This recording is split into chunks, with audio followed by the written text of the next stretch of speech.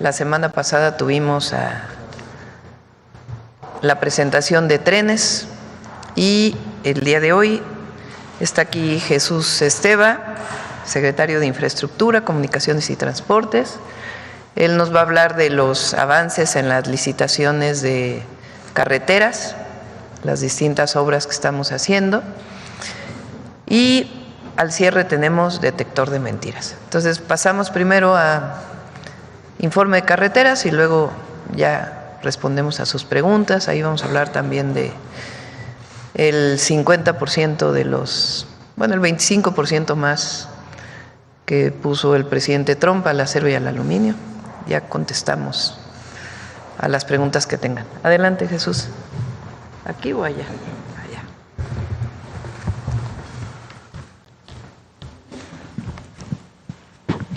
Con su permiso, señora presidenta, buenos días a todas y a todos.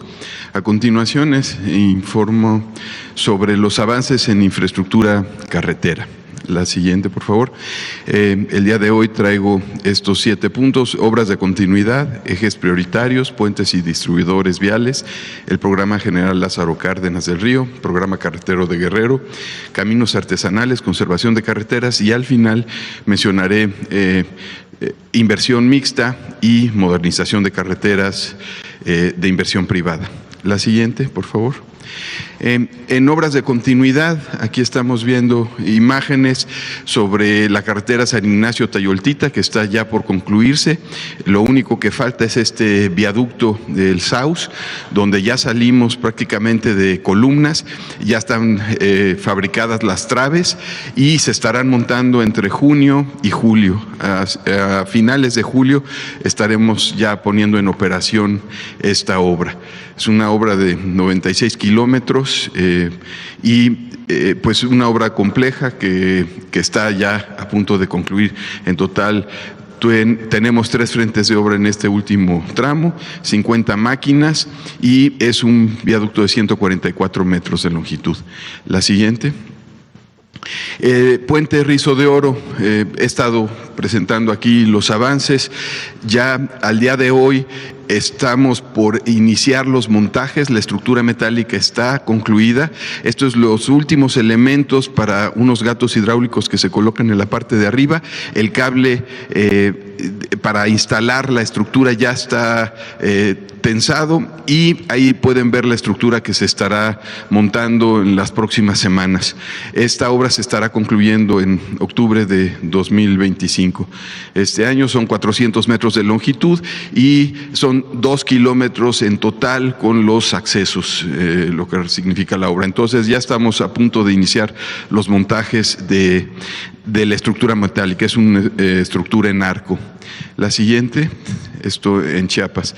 En Quintana Roo, el puente Nichupté, que continúa avanzando. Prácticamente estamos saliendo ya de la zona de manglar, que fue la estructura que vieron hace un momento. Este puente la última vez lo veían incompleto, ya está terminado, estamos ya haciendo las plataformas. En la zona lagunar, que son más de 6 kilómetros, también ya faltan muy pocas pilas de cimentación. Aquí estamos viendo los entronques.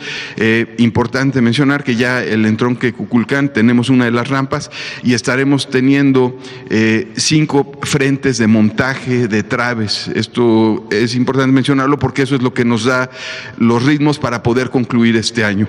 Igual un puente con complejidad por la zona donde lo estamos construyendo, pero ya estaremos terminándolo hacia finales de año. Entonces va avanzando muy bien. La siguiente, por favor. Y estas son las obras que ya inicia esta administración. Aquí estamos viendo en los 10 ejes prioritarios que se plantearon, el de Cuautla-Tlapa, que es Morelos, Puebla y Guerrero, los estados donde estamos trabajando o donde vamos a trabajar. Estamos iniciando este año con cerca de 30 kilómetros. Son 6 frentes de obras, 36 máquinas ya en sitio, 76 trabajadores y como pueden ver, pues ya con un avance de orden de 3 a 5%. Estas son obras que recientemente se iniciaron. Este es el ramal Igualapa, Chilixtlahuaca, Alacatlatzala. Eso es lo que estaremos haciendo este año. En total, bueno, pues es un eje de 385 kilómetros. Estaremos construyendo tramos operativos cada año, estaremos avanzando y dejando tramos operativos. La siguiente. El segundo eje, San Luis Potosí Hidalgo, estuvimos hace unos días en sitio anunciando la obra, ya arrancó Tamazunchale, Huejutla, ahí tenemos 5 frentes de obra, en San Luis Potosí, 4 en Hidalgo, tenemos 30 máquinas y 81 trabajadores. Aquí estaremos avanzando este año 20 kilómetros en Hidalgo y 10 en San Luis Potosí, de un total de 96 kilómetros. Esto es una ampliación de 7 metros a 12 metros, son lo que denominamos A2, que son secciones de 2 carriles más zonas de rebase con acotamientos. La siguiente. Y bueno, ese eje es muy importante porque es el que va desde Pachuca hasta Tampico. Bavispe, Nuevo Casas Grandes, que va muy bien. Esta obra se concluye este año. Acá traemos 7 frentes de obra, 205 máquinas, 246 trabajadores. Aquí también es una configuración de 2 carriles y en total son 67 kilómetros de esta construcción nueva, más el tramo de Nuevo Casas Grandes, que ahí es conservación, que también ya se iniciaron los frentes de conservación. Entonces, vamos bien, esta está programada para concluirse este año. Como ven, estos ya son los trenes de repavimentación en la zona hacia Nuevo Casas Grandes. La siguiente. Aquí estamos en Tabasco, Campeche, que es Macuspana, Escárcega. Traemos 3 frentes de obra con 101 máquinas en la parte de Macuspana y recientemente estamos arrancando ya la parte de Escárcega.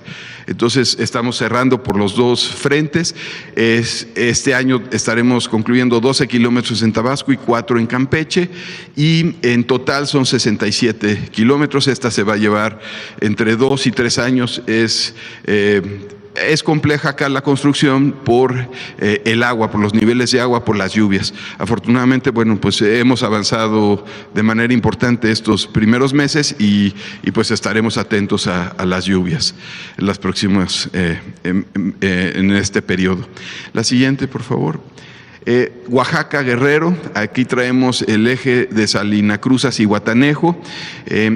Estamos avanzando en 8 puentes de Coajinicuilapan hacia Acapulco, que se están ampliando sus secciones para integrarse a la sección de 12 metros que se construyó en la administración pasada, y ya iniciamos también de Huatulco a Pochutla. Que son los frentes que estaremos atacando este año. En total son 25 kilómetros que estaremos trabajando en Oaxaca, de un total de 453 kilómetros, y como les mencioné, en todos los ejes prioritarios estaremos construyendo tramos operativos y dejándolos siempre en el año en que estamos ejecutándolo. Entonces, bueno, pues aquí ven algunos de los avances en los puentes, trabajando sobre todo cimentaciones. La siguiente.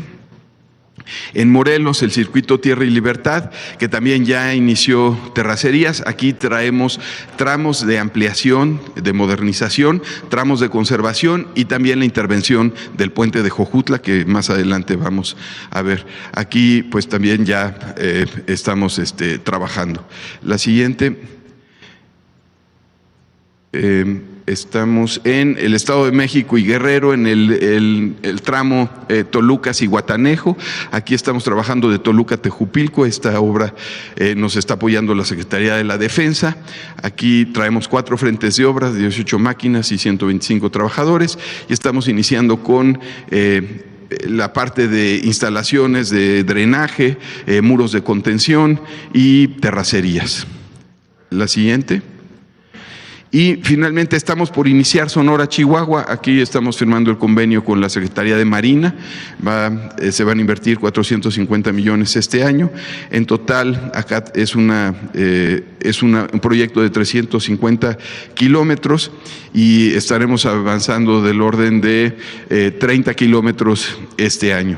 Y finalmente, para 2026 estaremos arrancando 2 ejes más, Ciudad Valles, Tampico y Saltillo, Monclova, que este año estamos trabajando ya en los proyectos ejecutivos.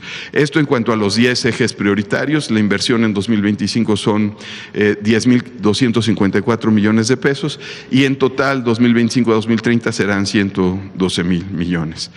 Y como ven, lo he explicado en otras ocasiones, en gris están lo que se denominan los ejes troncales, que es donde se mueve la mayor parte, el mayor porcentaje de transporte de carga en el país, y sobre esos ejes y haciendo interconexiones esos ejes es que están las obras que se diseñaron. Actualmente el Instituto Mexicano del Transporte estamos trabajando en modelaciones de cómo esto se integra con diferentes sistemas de transporte, con los trenes, con los puertos y con los aeropuertos. Entonces va a ser interesante el ejercicio que les presentemos en próximas ocasiones. La siguiente, por favor.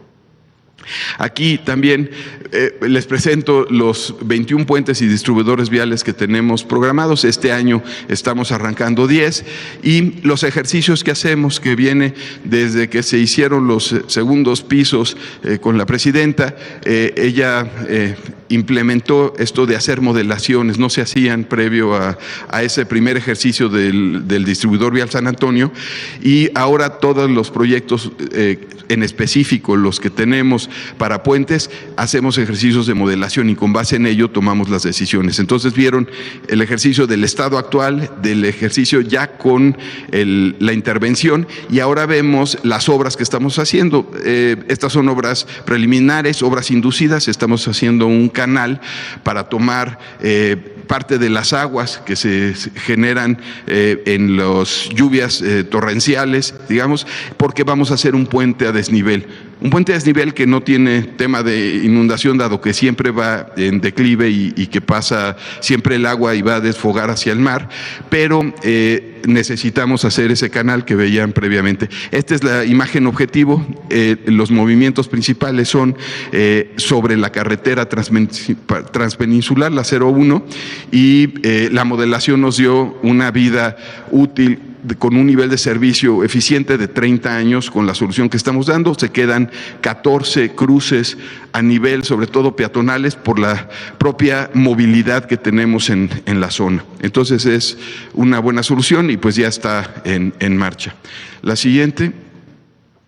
En Morelos, el puente Jojutla, un puente con daños, se está elevando para tener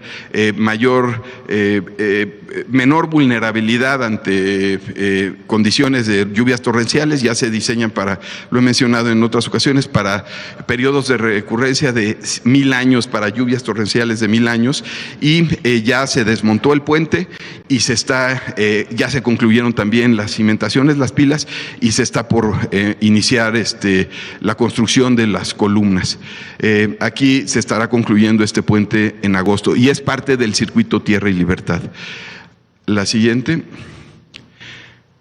Estamos trabajando, próximos a iniciar, todos estos están en proceso de licitación, todos se inician prácticamente en junio, y aquí se muestran los ejercicios que mencionaba.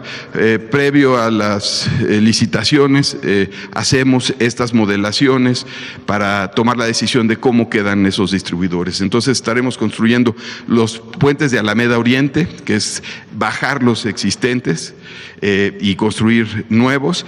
En Colima, Libramiento Arco Sur, Arco Norte, la reconstrucción de la presa Las Trancas y la construcción del Chical. En Nayarit, el Amado Nervo. En Sinaloa, el Pérez Escobosa. En Tlaxcala, el Viaducto Santana. Y en Veracruz, el acceso al puerto de Veracruz. Esos son los 10 programados para este año, de un total de 21. La siguiente. Aquí tenemos, estos son los días que mencionaba para 2025 y serían 11 para 2026.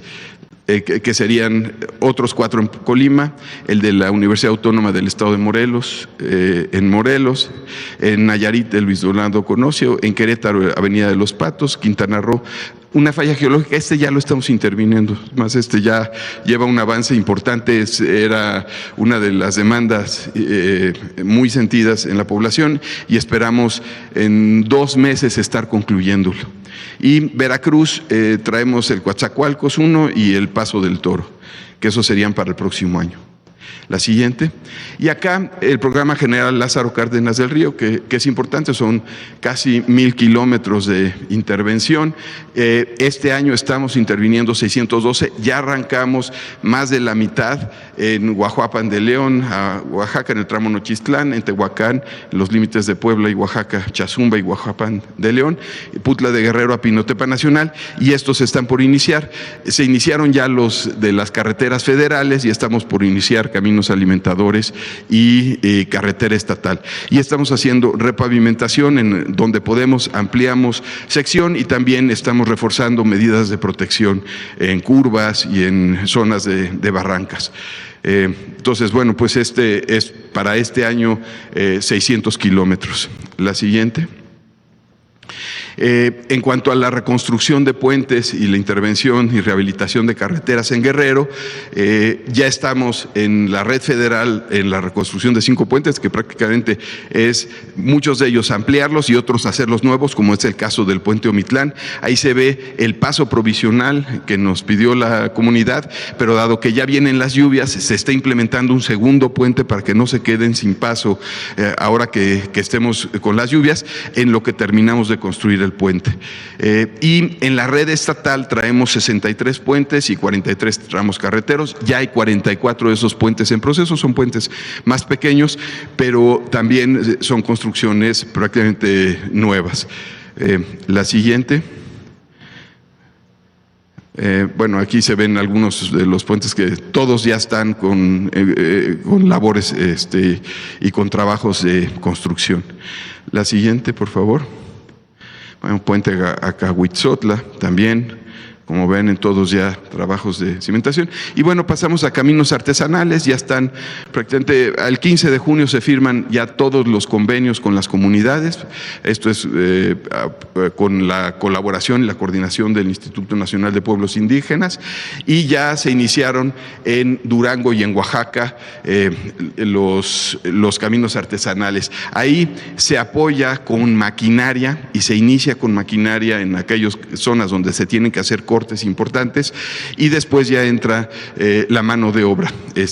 Todo esto también lo contrata la comunidad y pues este año traíamos 112 caminos, subimos a 135. En total serán 2,100 kilómetros en toda la administración. La siguiente. Bueno, ya empezamos a lo que es conservación. Buenas noticias en cuanto al programa Bachetón, que se inició en octubre del año pasado. Tuvimos economías por 245 millones de pesos, ya una vez que concluimos todas las repavimentaciones, y de 668 kilómetros que repavimentamos vamos a poder ampliar 130 kilómetros más, que ya también se están iniciando. Y para 2025 traemos la atención preventiva, y esto es importante mencionarlo porque el atender de manera preventiva toda la red federal libre, que significa limpieza de cunetas, que significa limpieza de drenajes, más bacheo, nos evita inundaciones y afectaciones durante la época de lluvias. Y este año estaremos haciendo 9,500 kilómetros de repavimentación de la red federal. Esto estoy sumando lo que hace la SICT en la Dirección General de Conservación, más lo que hace CAPUFE. Entonces es importante, la meta es significativa, y además atendemos puntos que les llaman conflictivos. Hemos estado informándolo en los estados a los que vamos a visitar. Son puntos donde tenemos ciertos accidentes y ahí reforzamos señalamiento o hacemos adecuaciones geométricas. Adelante. Además estamos atendiendo la conservación de puentes.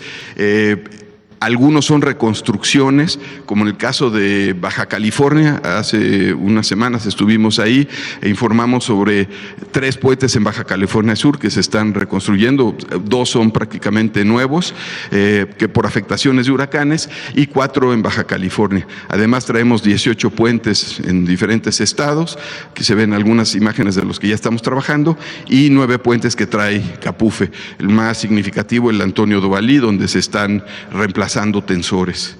La siguiente. Finalmente, los trenes de repavimentación, mañana se da el fallo de los primeros 10 trenes y en el momento que se reciban traemos esta primera estrategia de esta distribución que han sido parte de los compromisos que se han hecho en los diferentes estados. Hay 2 para el Estado de México y el resto, Aguascalientes, Jalisco, Campeche, Chihuahua, Veracruz, Guerrero, Baja California Sur y Colima. Y estamos por licitar otros 20 trenes, 10 para los municipios del oriente del Estado de México, que vamos a darles uno a cada uno de esos municipios, y otros 10 que van a reforzar la red federal. Esto pues ya estaremos informándoles los avances en próximas ocasiones. La siguiente. El oriente del Estado de México, lo que mencioné hace un momento, estaremos entregando un tren de pavimentación por municipio y traemos 20 puentes que ya se conciliaron con los presidentes municipales. Se hizo un ejercicio sobre cuáles eran los puntos más conflictivos y algunos son ampliaciones y algunos son conexiones. Uno de ellos son los puentes de la Alameda Oriente, que pues sí, uno está cerrado desde hace varios años y estaremos pues reemplazándolo. Bueno, estamos ya por iniciar ese puente y estaremos reemplazándolo el próximo año. La siguiente. En cuanto a inversión privada, traemos lo que llamamos inversión mixta. Ahí se están estudiando por parte de Banobras y uno de ellos ya se estaría iniciando este año, que es el de Córdoba-Orizaba. Es una inversión de 2.874 millones en 2025.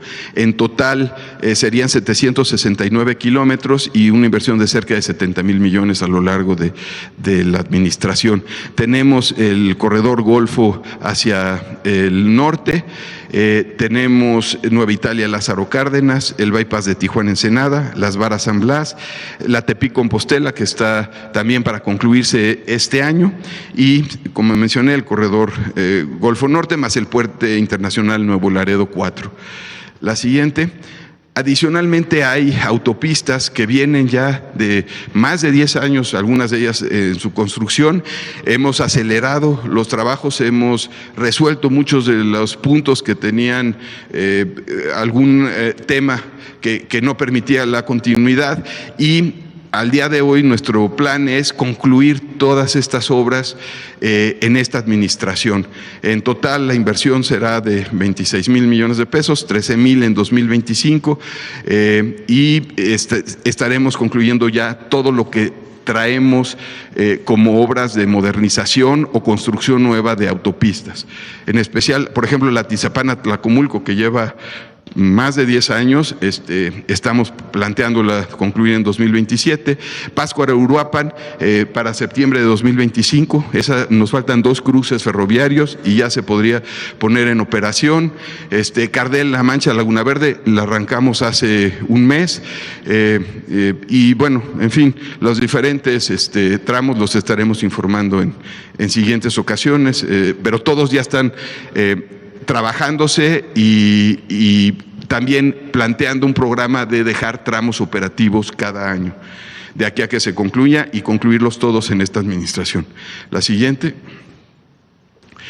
Finalmente, bueno, en inversión pública traemos un total de 53,000 millones para 2025 y un total de 372,000 millones para toda la administración. Esto incluye conservación. Esto significa 109 kilómetros de obras de continuidad.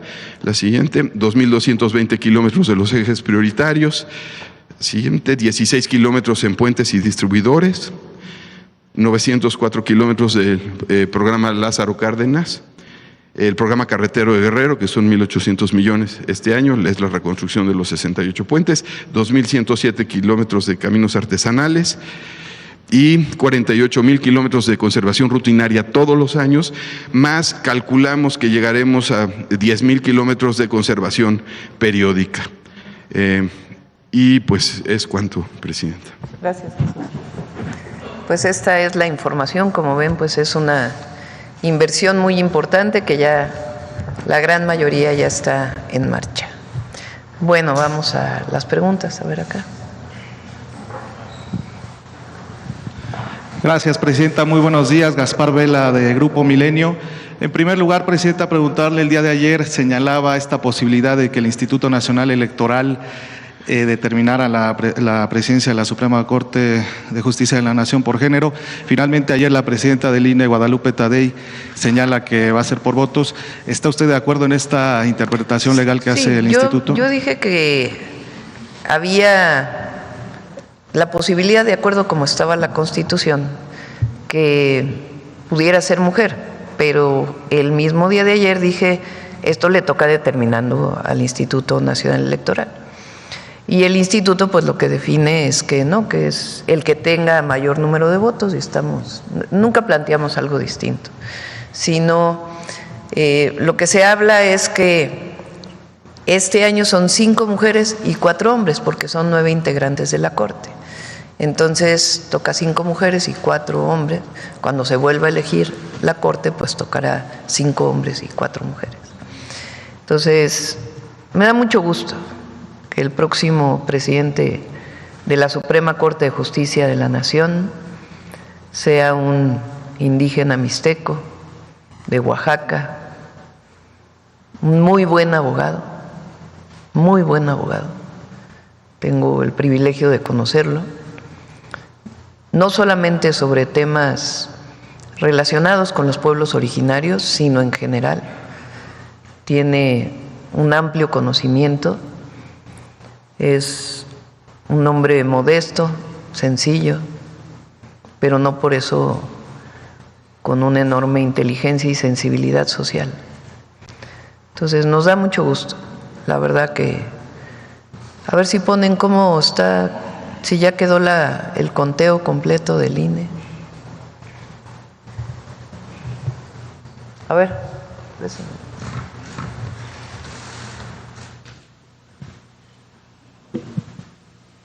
¿Cuántos votos tuvo al final?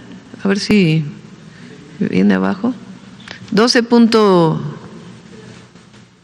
La participación ciudadana, 12.91%, o sea, casi 13%. Y estas las actas computadas. ¿Qué porcentaje de actas son? ¿O de boletas? Aquí está, actas, 99.8%, o sea, prácticamente ya terminaron. Vamos abajo. Aguilar Ortiz Hugo. Votos, 6.078.082 votos. Solo Hugo sacó más votos que el PRI en el 2024.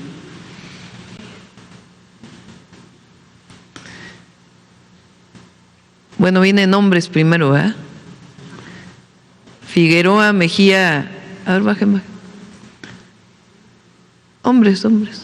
Vamos ahí, primero los hombres y luego Figueroa Mejía Giovanni Azael, 3.6 millones de votos. Espinosa Betanzo Irving, 3.471.746. Guerrero García Aristide Rodrigo, 3.470.410. Y de Paz González Isaac, 2.819.967. A ver, ahora sí, mujeres.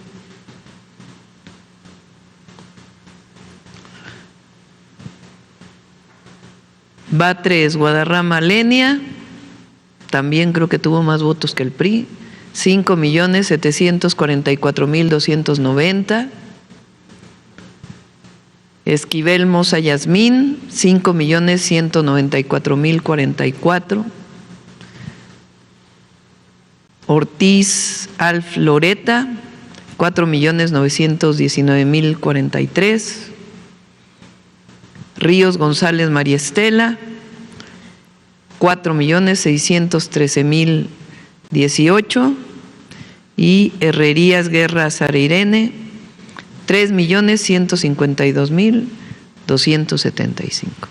Ese es el resultado de la votación y el presidente de la Corte es Hugo.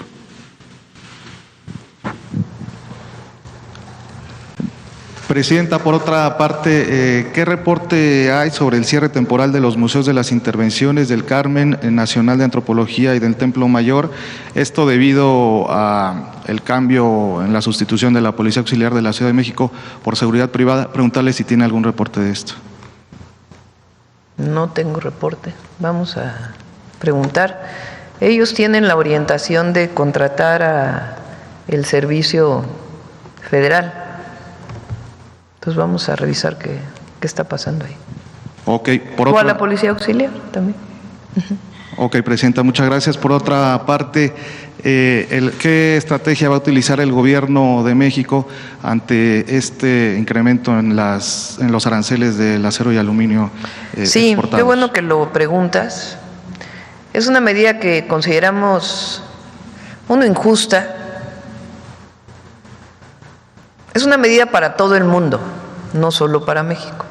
Todos los países del mundo se eleva el arancel, con excepción de Gran Bretaña, que se queda en 25%. Tienen ahora un arancel del 50% para todo el acero y aluminio que se exporta hacia Estados Unidos. En el caso de México, primero, es injusta.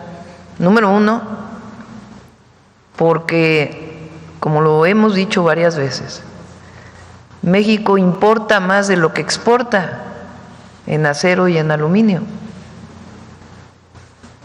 Entonces, formalmente se pone un arancel cuando hay un déficit, se dice. O sea, déficit quiere decir que para Estados Unidos, que México exportara más de lo que está importando. En nuestro caso importamos más acero. Entonces es injusto.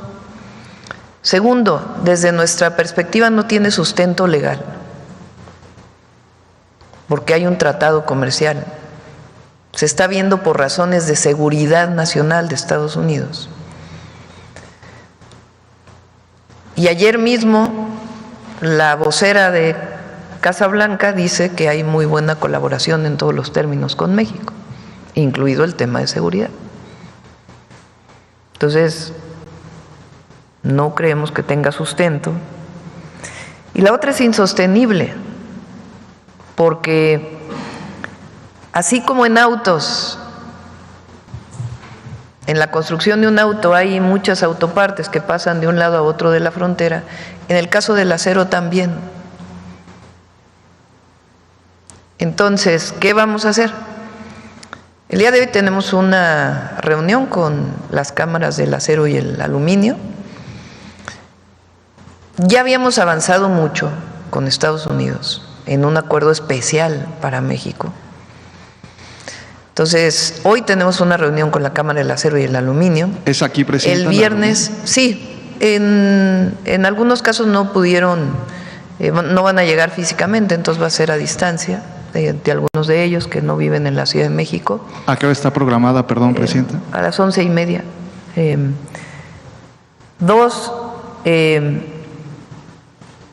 El secretario de Economía, Marcelo, tiene una reunión tanto con el secretario de Tratados Comerciales como con el secretario de Comercio en Estados Unidos.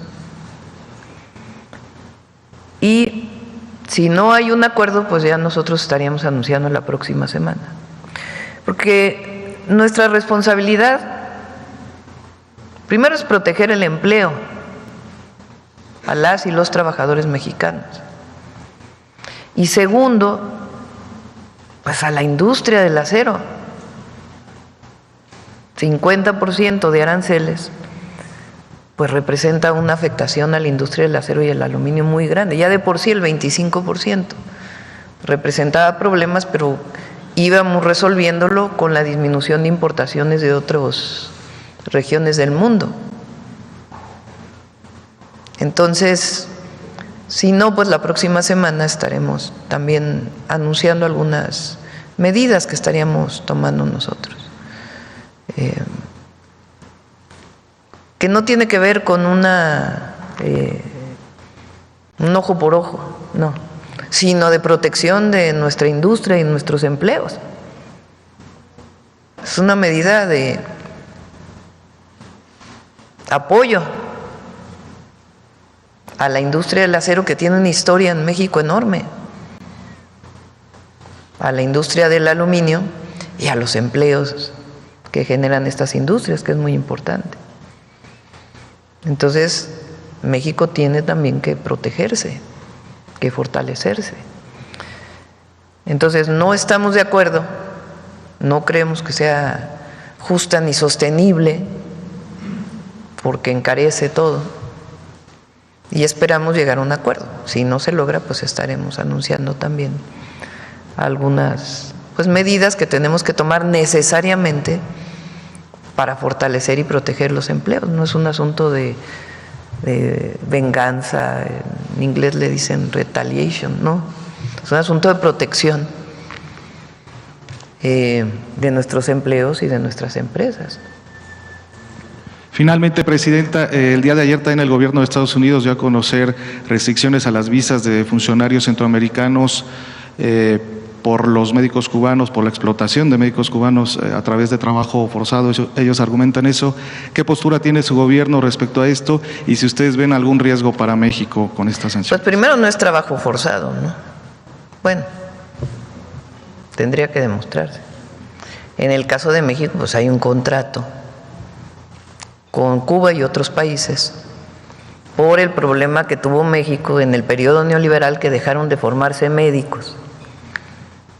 Entonces hay un contrato para que médicos cubanos ayuden a la población en México. Entonces no vemos ningún problema en eso. Es legal, es abierto y no tiene problema. Muchas gracias, Presidenta. Gracias. A ver, vamos por acá.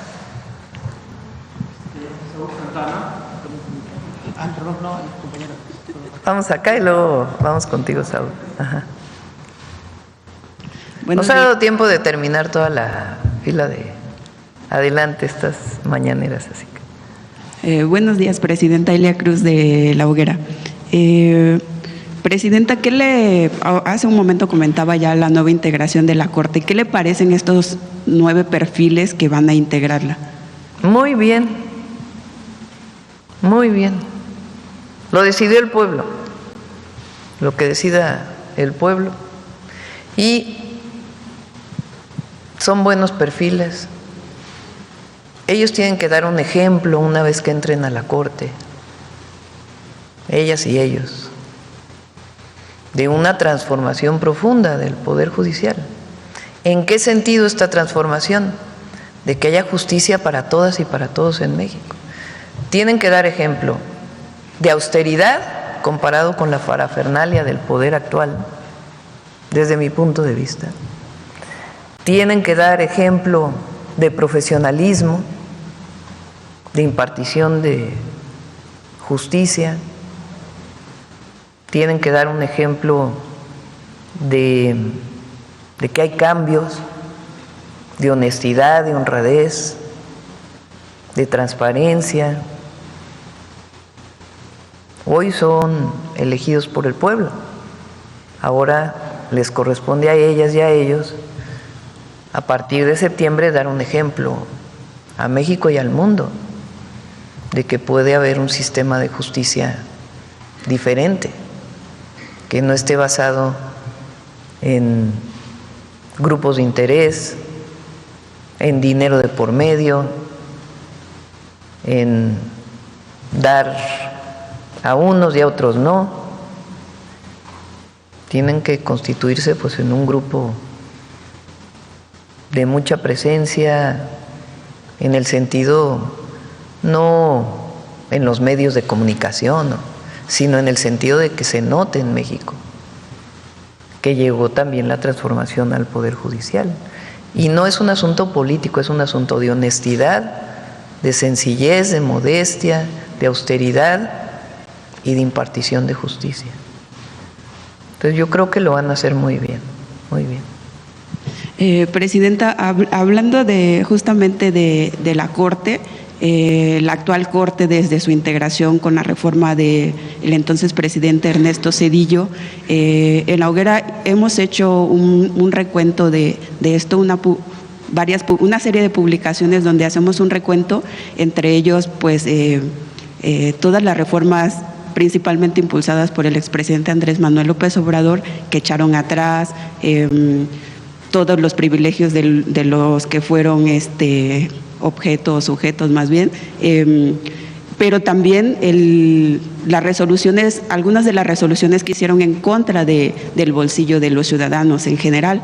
Por ejemplo, el haber permitido que se grabara o se cobrara interés sobre las cuentas bancarias, por ejemplo, el haber permitido o haber declarado inconstitucional cuando la entonces Asamblea del Distrito Federal empezaron a cobrar los estacionamientos en las plazas públicas, en los centros comerciales. Ellos declararon inconstitucional cuando los diputados habían dicho, bueno, ok, van a cobrar los estacionamientos, pero den 2 horas gratis para los clientes y a partir de la segunda un precio preferencial, pero lo echaron para atrás y entonces es algo que todavía los ciudadanos pues seguimos pagando. ¿Cómo dejar ir a esta corte que actualmente existe en la impunidad? No es un asunto de persecución, lo dije el otro día. O sea, no, yo creo que eso nunca ayuda a unas sociedades. Si en el proceso de entrega-recepción encuentran irregularidades, pues tendrán la responsabilidad de hacer las denuncias correspondientes, administrativas, y si en su caso hay de otro tipo, penales, pues tendrán que hacerlas. Pero tienen que marcar una diferencia a partir de que lleguen hacia adelante. Hay mucha expectativa. Ahora se decidieron las y los ministros, pero vienen magistrados, viene la Sala Superior del Tribunal Electoral, vienen jueces y juezas. Entonces es una nueva generación que desde mi perspectiva tienen que cumplirle al pueblo en el sentido, y a todos, a ellos mismos y al pueblo de México, de honestidad, de honradez y de imparcialidad, y no responder a grupos de interés. Todavía lo dije aquí en la mañanera, un ministro de la Corte quería aprobar una medida para que el SAT le regresara con intereses un pago de impuestos que se había retirado en la época en que él era director del SAT. Es increíble. Y tiene mucha fama, ¿no? El ministro. Mucha. Tiene apellido de doble nombre, compuesto. Muy reconocido, pero un conflicto de interés increíble. Personas que deben 60,000 millones de impuestos y que pasan los meses y pasan los meses y pasan los meses y pasan los meses y no hay resolución. Hay amparo sobre amparo sobre amparo, resolución al amparo del amparo del amparo del amparo. ¿Qué es eso? Reconocido por ministros de la Corte. Y esto que tú dices, qué bueno que se está haciendo este recuento. ¿Cuál es la liga del... el medio se llama La Hoguera MX. La Hoguera MX. Porque qué bueno que se hace esto, pues de una revisión de resoluciones de la Corte, no solo de los últimos 6 años, sino de antes. Pero esta impunidad, Presidenta, o estas resoluciones no abonan a la falta de justicia que todos los mexicanos piden. Sí, y si hay un caso especial que es factible legalmente revisarlo, pues que se revise. Ya lo determinarán los propios ministros y ministras. Pero me parece que lo más importante pues es a partir de septiembre mostrarle al mundo que cuando el pueblo decide, decide bien. ¿Y estas acciones no se podrían revertir, por ejemplo, de parte de su gobierno? presentar iniciativas para que se reviertan? Pues habría que ver en particular, pero yo creo que viene un periodo muy importante de que se demuestre el verdadero Estado de Derecho. El verdadero Estado de Derecho. En otro tema, Presidenta, ayer usted nos comentaba acerca de las inundaciones que hubo en el Estado de México especialmente y en la Ciudad de México especialmente en la zona oriente. Comentaba también que se han hecho grandes obras para tratar de aminorar estas afectaciones que se tienen, como el colector de Chalco, que va a ayudar en esa zona. Pero yo le quisiera preguntar, Presidenta, porque estuve haciendo un recorrido durante el momento de la inundación del lunes pasado, cientos de miles de personas caminando para tratar de llegar a sus casas.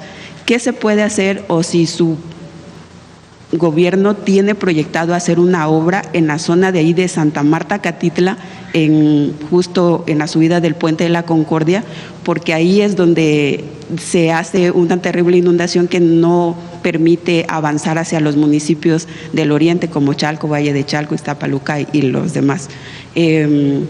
Porque la inundación impide que se pueda pasar tanto por la carretera federal como por la autopista. Entonces, es un tapón, bueno, se genera ahí un tapón. ¿Qué propuestas usted daría o qué obra en específico para esa zona para que no ocurra cada año? Hay un programa, como saben, con el oriente del Estado de México, de 10 municipios. Ahí hay planteadas obras de mejora del acceso al agua potable, drenaje, saneamiento. Ahí está incorporada Conagua, está Jesús, Secretaría de Infraestructura, Comunicaciones y Transportes, está la parte de transporte público que también se está apoyando, también temas de seguridad, con la constitución de un mando único en esa zona que se está trabajando. Entonces, como parte de esto, se está revisando el tema de las inundaciones en ciertas zonas. Uno de los que pues tenía una urgencia muy grande pues era Chalco. Ese afortunadamente ya se termina y como ese pues va a haber otras obras que nos ayuden a disminuir inundaciones que se están revisando en este momento y también agua potable. Es un programa muy ambicioso para la zona metropolitana del Valle de México que va hasta Hidalgo, hasta Tula, que tiene que ver con agua potable y saneamiento. ¿Cuándo tendríamos una propuesta ya más definida de qué se haría en esa zona? Mismo año, este año ya se definieron algunas obras. Por ejemplo, el otro día planteó Efraín de cerca de 17 pozos en Ecatepec que estaban parados, que no estaban funcionando, 10 de ellos ya están en operación. Se está este año pues atendiendo lo más urgente. Y este mismo año se definen todos los proyectos integrales para los próximos 5 años. ¿Y ese es parte del proyecto para la zona oriente? Para la zona metropolitana, sí, pues ahí está Los Reyes La Paz, una parte de, esencialmente, ¿no? Los Reyes La Paz, Iztapalapa. Que no es de la compañía. Sí, en esta parte de Santa Marta, pues ya es Ciudad de México, Santa Marta, Catitla, pero viene una zona donde un lado está Iztapalapa y del otro lado Los Reyes La Paz. Ahí hicimos, cuando fui jefa de gobierno, hicimos un pequeño puente, el Emiliano Zapata, que se puede ver por debajo del trolebús elevado, porque hay una colonia, Emiliano Zapata justamente, de la alcaldía Iztapalapa, que fue creciendo y toda la colonia salía por una alcantarilla de agua por debajo de la carretera que viene de Puebla. En la Virgen. Entonces se hizo ese puente y ahora todo el trolebús elevado se hizo justamente este cruce en Santa Marta, Catitla. Y ahí también se están haciendo planteamientos para acceso de agua potable, que son zonas con problemas de acceso a agua potable, y drenaje o saneamiento. ese día del recorrido ya nomás quisiera expresarle ese sentir de las personas. Había miles de gente caminando desde Metro Guelatao hasta La Paz, 9.1 kilómetros tuvieron que caminar para llegar a tomar otro transporte para dirigirse a sus casas. Había gente muy enojada, pues hay gente resignada también porque decía cada año es lo mismo, aunque digan que son lluvias atípicas, es algo que se genera siempre y no se tiene una solución. Y entre ellos había una señora que se quejaba amargamente de usted, decía que usted estaba acostada en su cama mientras ella estaba caminando como peregrino, decía. Entonces, yendo más como para que lo tenga presente, presidente. Sí, a ver, por supuesto que cuando ocurre una situación así, pues hay enojo. Le pasa a uno si se queda 2 horas detenido en el tránsito, si tienes urgencia de llegar a tu casa, pues sí hay frustración y enojo, y se entiende. Y hemos hecho varias obras, por ejemplo, en Venustiano Carranza se hizo una obra muy importante para disminuir las inundaciones en varias colonias, un drenaje semiprofundo. Y en este caso, pues vamos a atender el tema de esta inundación, particularmente en esta zona, que tiene muchos hundimientos, también por eso se generan estos encharcamientos. En un último tema, presidenta, ayer la CENTE rechazó asistir al diálogo con la Secretaría de Gobernación porque dijo que se iba a reunir con sus bases y que hoy iba a definir si se reunía con la Secretaría de Gobernación y el Secretario de Educación hoy. ¿Cuál es su opinión, presidenta? ¿Van a esperar hasta que ellos estén dispuestos a dialogar? Todavía están deliberando, entonces vamos a esperar a ver cuál es su decisión. Esperemos pues que, bueno, vamos a esperar su decisión. Y lo que es muy importante es que el diálogo ha permanecido abierto, nunca se ha cerrado la puerta al diálogo, nunca, siempre ha estado abierto y se han buscado distintas opciones.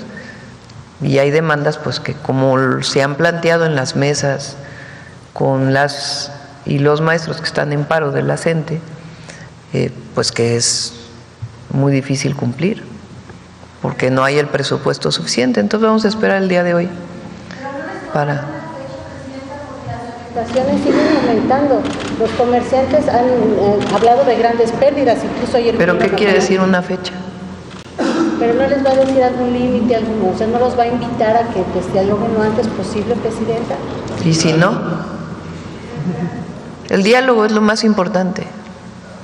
Entonces no vamos a usar la policía ni la Guardia Nacional para reprimir nunca a nadie. Entonces se busca siempre el diálogo. No estamos de acuerdo, pues no estamos de acuerdo, pero un gobierno responsable tiene que buscar siempre esquemas de diálogo frente a una protesta social. No se adelante, vamos a esperar hoy que... Ayer y antier estuvieron, ¿no?, en Gobernación, sí. Vamos hoy a esperar a ver su resolución. Presidenta, pero si se reuniera con ellos, ¿no desactivaría todos esos movimientos que afectan a millones de... Vamos a esperar. Muchas gracias, Presidenta. Nancy Rodríguez de Oro Sólido y Empuje Migrante. Buenos días a todos. Presidenta, ayer usted mencionaba esta carta que nuestros hermanos migrantes están promoviendo en change.org. Ayer tuvimos la oportunidad de hablar con el promotor de esta carta, es Omar Silva, es un hermano migrante de allá de California, pero quería yo comentarle, Presidenta, que esta carta está hecha no nada más de hermanos migrantes que no tienen los papeles, también forman parte de esta propuesta mexicanos que ya tienen allá la nacionalidad, que también trabajan a través de la visa H2A. Entonces, pues me pidió de favor si puedo leer parte, no es muy larga, pero parte de lo que dice esta carta, si usted me lo permite. Adelante. Presidenta. Gracias. Dice Detengamos la doble imposición ilegal a las remesas y protejamos a las familias vulnerables. Senadoras y senadores, es en inglés, pero tengo la traducción, está dirigida básicamente a los congresistas allá de Estados Unidos. Dice, somos familias migrantes, trabajadoras y miembros de comunidades que vivimos en Estados Unidos. Muchos de nosotros llegamos aquí por necesidad, no por elección. Trabajamos arduamente y contribuimos todos los días a la economía estadounidense en sectores esenciales como la agricultura, la construcción y el cuidado de personas. Una parte importante de nosotros reside legalmente en el país, ya sea mediante visas temporales H-2A, tarjetas de residencia permanente u otras vías legales. Les escribimos para exhortarles a rechazar la sección 112105 del proyecto de la ley titulada One Big Beautiful Bill, que propone un perjudicial impuesto del 3.5% sobre las remesas que enviamos para apoyar a nuestras familias en México. Estas no son transferencias de lujo, son cantidades modestas que se destinan a cubrir alimentos, medicinas y vivienda. Gravar estos envíos sería castigar a quienes ya enfrentan mayores dificultades. Es importante señalar que las remesas desempeñan un papel discreto pero poderoso en la reducción de la migración irregular, al ayudar a nuestras familias a cubrir sus necesidades básicas en casa. Les damos la oportunidad de permanecer arraigados en sus comunidades, disminuyendo significativamente la posibilidad de que emprendan el peligroso viaje hacia el norte. Las remesas también suelen llegar a los hogares con mayores carencias, muchos de ellos encabezados por mujeres que dependen profundamente de este apoyo. Este impuesto afectaría con mayor dureza a estas familias, empujándolas a una pobreza más profunda y ampliando las brechas de géneros existentes. Además, este impuesto equivaldría a una doble tributación. Ya contribuimos con más de 120,000 millones de dólares anuales en impuestos en Estados Unidos y esta nueva medida nos obligaría a pagar de nuevo, simplemente por ayudar a nuestros seres queridos. Es injusto y violaría el tratado bilateral fiscal vigente entre Estados Unidos y México, creado precisamente para evitar que las personas sean gravadas 2 veces por los mismos ingresos. No pedimos un trato especial, solo consideración justa y equitativa. Respetuosamente, millones de personas migrantes y sus familias trabajadoras. Esta es la carta que usted mencionaba el día de ayer, Presidenta. Sí. Y también en la entrevista con él, pues desgraciadamente, Presidenta, siguen los abusos precisamente allá, pero de estos trabajadores con las visas H-2A. Quería yo informarle, Presidenta, que desgraciadamente son más de 300,000 visas, pero en algunos estados les piden moche para darles las visas. Hay algunos que les piden hasta 100,000 pesos y tienen que pagarlo ya sea antes o cuando regresan. ¿Quién se las pide?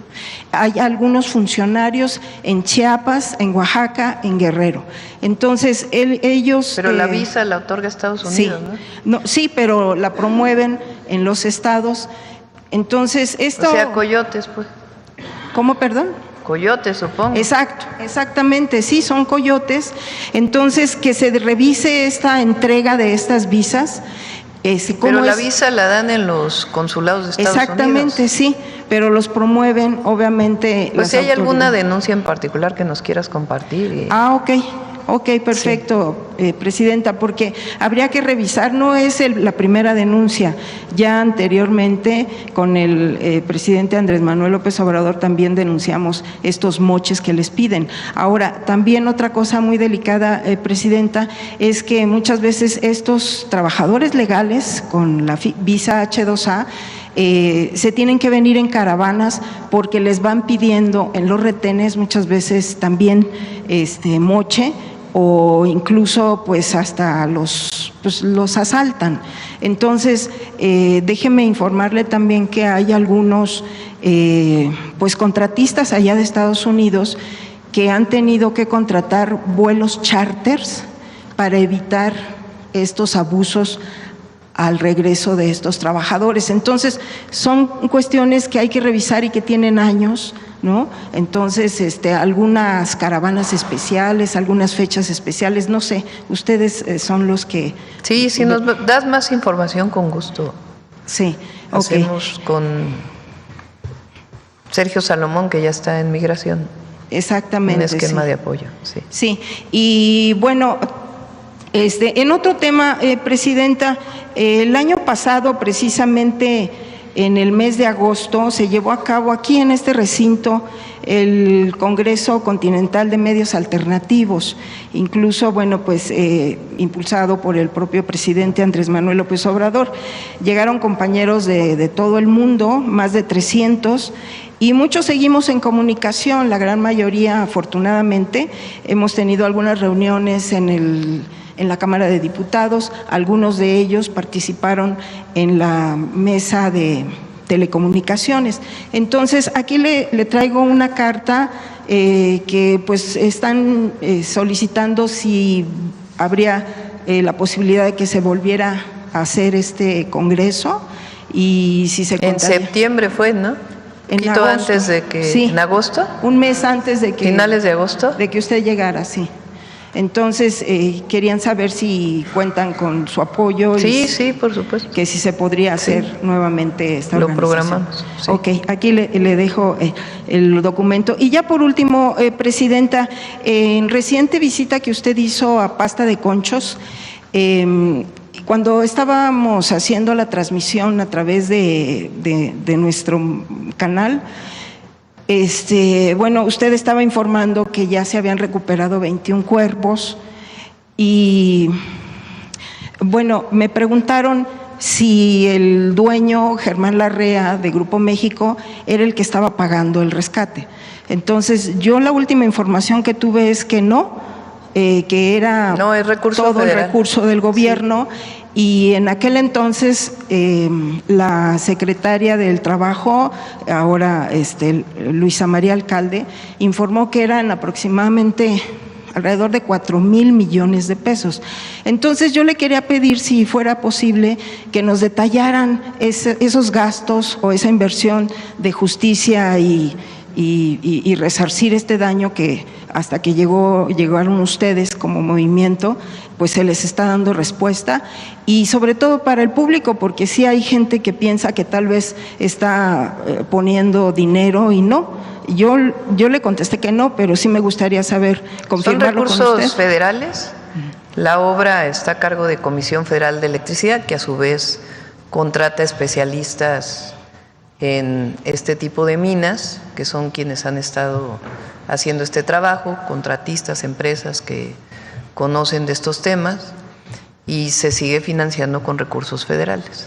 Exacto. Hasta que no se encuentre al último minero.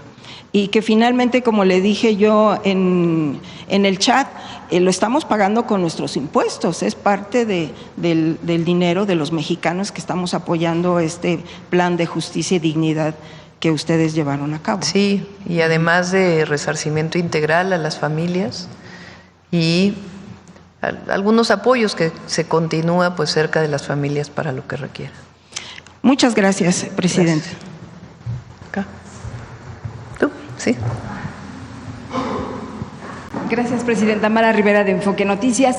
Yo quisiera preguntar su opinión respecto a los resultados de las elecciones en el sentido de los votos nulos que, bueno, se ve superan en número a los candidatos a los ministros con más respaldo. Según los resultados preliminares del INE, más de 10 millones de boletas fueron anuladas en esta elección del Poder Judicial, Presidenta. Bueno, no sé si fueron 10 millones porque… A ver, ¿cuánto es el total de 13% de la votación? A ver si lo tienen por ahí, número total de votos. Pero la gente tiene derecho a anular su voto. Tiene derecho. El tema aquí es que quien va a ser el presidente de la Corte pues tuvo más de 6 millones de votos. Imagínense. Hay mucho, también hay que decirlo, mucho racismo, mucho clasismo. Todavía en algunos sectores de la sociedad, no en el pueblo, no en la mayoría. Pero sí hay deberían de revisarse a sí mismos la manera en que hablan, que actúan, que dicen, lo que escriben. ¿Cómo pueden comparar a Hugo con Benito Juárez? Bueno, claro, Benito Juárez fue el gran presidente, el gran dirigente del liberalismo, es un hombre extraordinario que marcó la historia de nuestro país.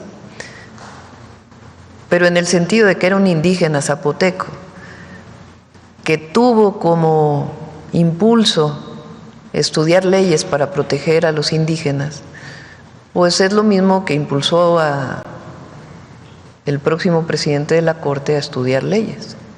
Pero que además solo va a estar 2 años. Y, ¿no? Sí, pero el tema aquí es esta cosa de que, ¿cómo no va a usar toga? Es terrible que no use toga.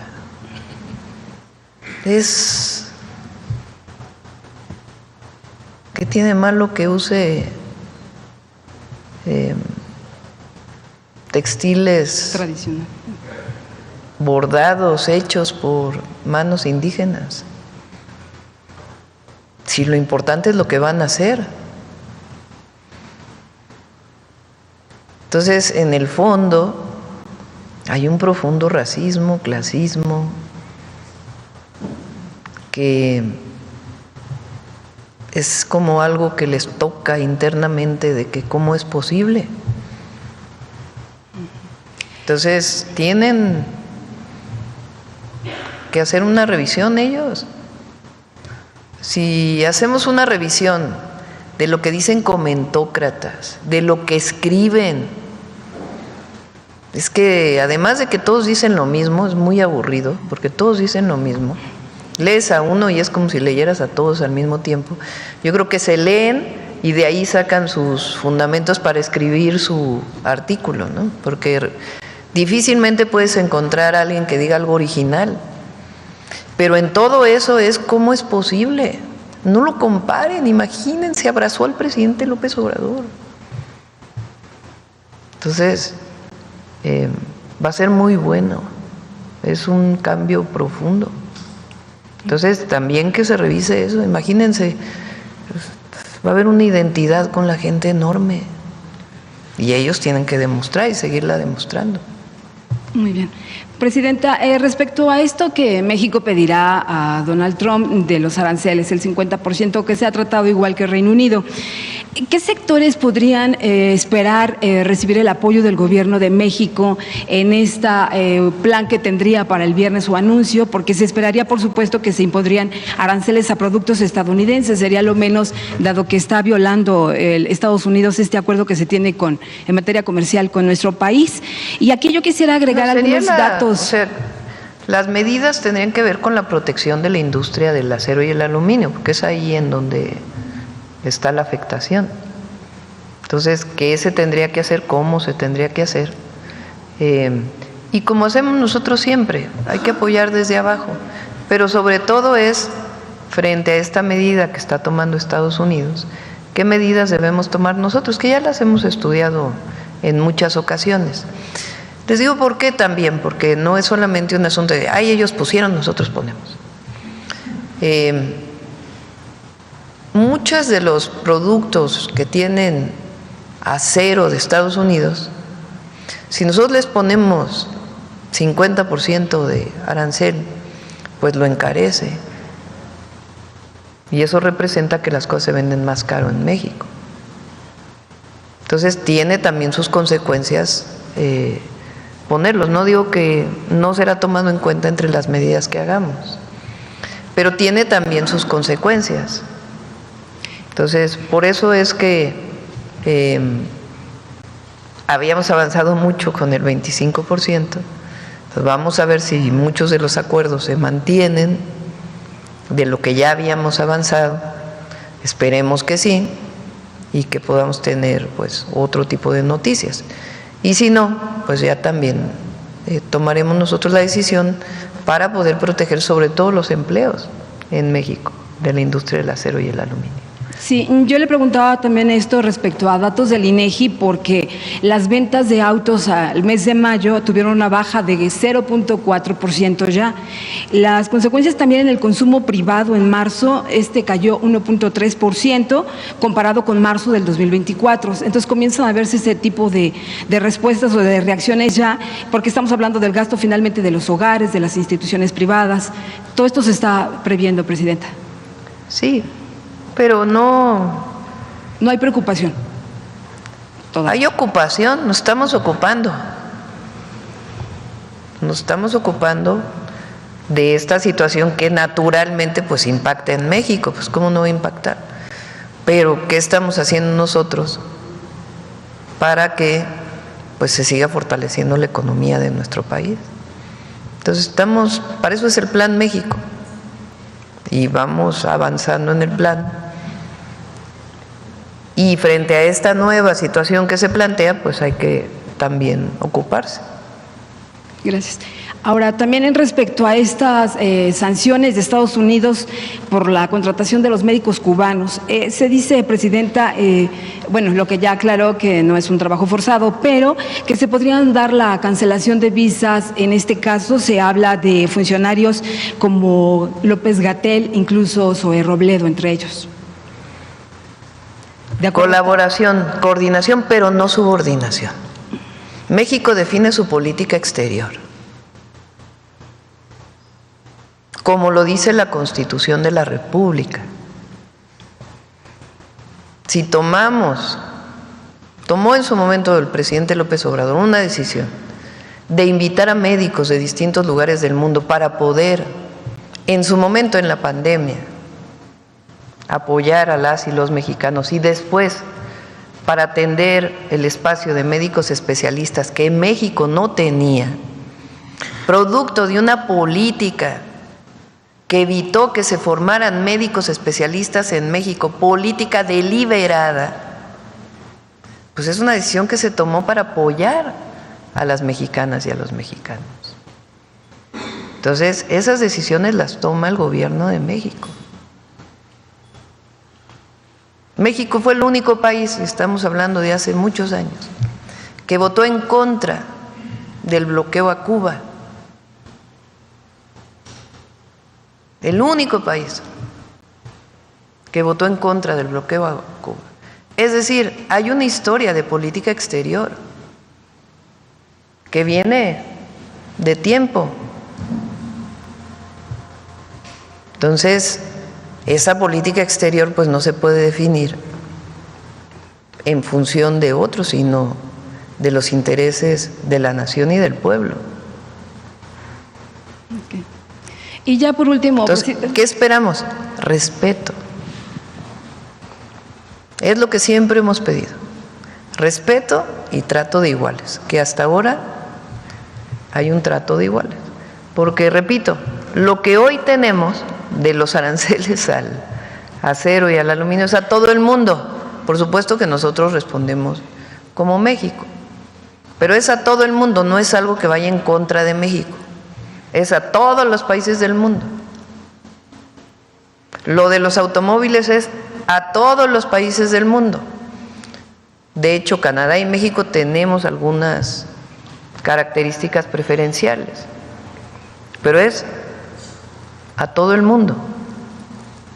Y lo del amago al retiro de visas, ¿ustedes pedirían en su momento pues que se argumente bien que… Viene recuerden que viene el subsecretario del Departamento de Estado, que ya fue embajador en México en el periodo del presidente López Obrador, cuando el primer periodo del presidente Trump, conoce México.